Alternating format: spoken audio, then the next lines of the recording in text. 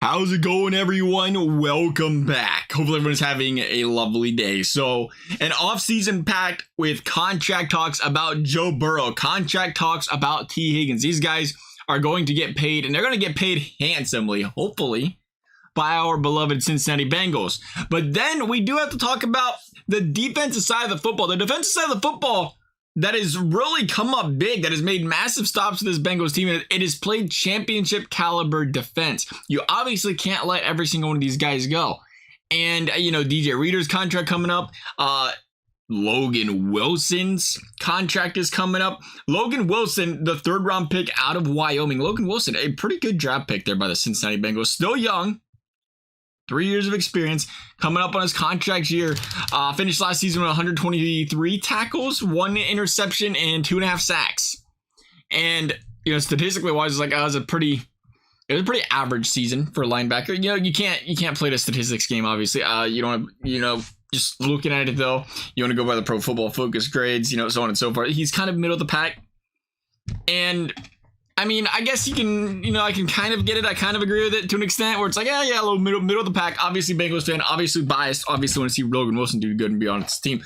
But from the Bengals standpoint, you gotta break this guy down as best you possibly can. You don't want to disrespect him with an offer, but you sure as heck can't afford to overpay this guy when you got these other guys on this team that need to be paid. So that being said, you look at Logan Wilson, and I think again, you can't look at the statistics because you gotta look and see what he's being asked to do. He was one of the best tacklers in the league last season as far as missed tackles are concerned. Just missed 3% of his tackles.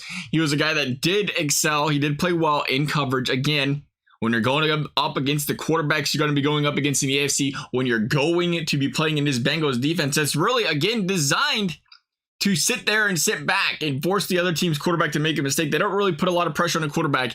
And when you don't put a lot of pressure on the quarterback, obviously that's going to make some guys look kind of foolish out there in coverage.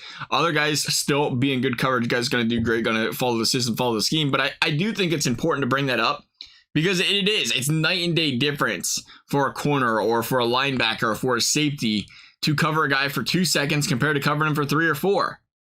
And that can make all the difference, again, with your pass rushers. So that's important. I think, considering the Bengals pass rush, considering their coverage, guys like Logan Wilson, the middle of this defense, played some good ball out there. That being said, again, it's about Logan Wilson and the Bengals. It's also about the public perception of Logan Wilson. What do other teams think of this guy? How do they feel like he fits into their scheme? And just overall looking at Logan Wilson, I'm really throwing him in the middle of the pack as a linebacker. And there's nothing wrong with that. You consider every team's got a couple linebackers. If you throw this guy in as a top 20, 25 linebacker, maybe in the league, that's a number one for a lot of teams. I think that's what you really look for. You're not looking for that flashy linebacker. And I think, again, what's going to affect him is because, a lot of these high-paid linebackers, also the hybrid there where they're pass rushing machines, and that, the sacks are what gets paid. So I kind of like that about Logan Wilson, where you don't expect him to pass rush, you don't expect him to get those sacks. And that's perfectly fine because, again, it's not asked of him in his system. And more importantly, you just can't afford to pay the pass rushers. You can't afford to pay the quarterback, the wide receivers. You can't afford to pay them all.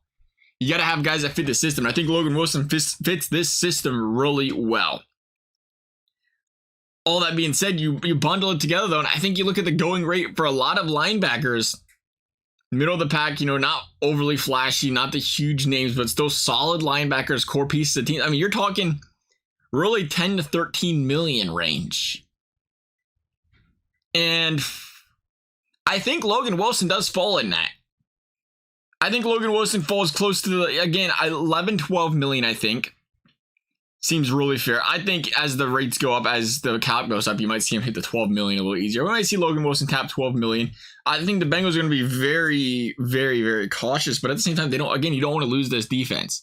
But they know who has to be paid on the offense. And again, love Logan Wilson, but you're not paid. It's not even a debate if you're choosing between Logan Wilson and Joe Burrow. And you got to make sure you have room for, again, everybody on this team. So let's see what they do. I think we're going to see 12 years. That'd be a big contract. That'd be impressive. We're going to say 12 million. And I think they locked this guy down for 4 years. I'm going to say 12 million. about a $48 million deal. However the NFL wants to do it, however they want to finagle the cap, maybe $27 million guaranteed, whatever it is. You do what you got to do to make that salary cap work, Cincinnati. We'd just like to see Logan Wilson stay in a Bengals uniform because he's a good piece of this defense. Love you guys' thoughts. Thank you guys for watching. We'll see you next time.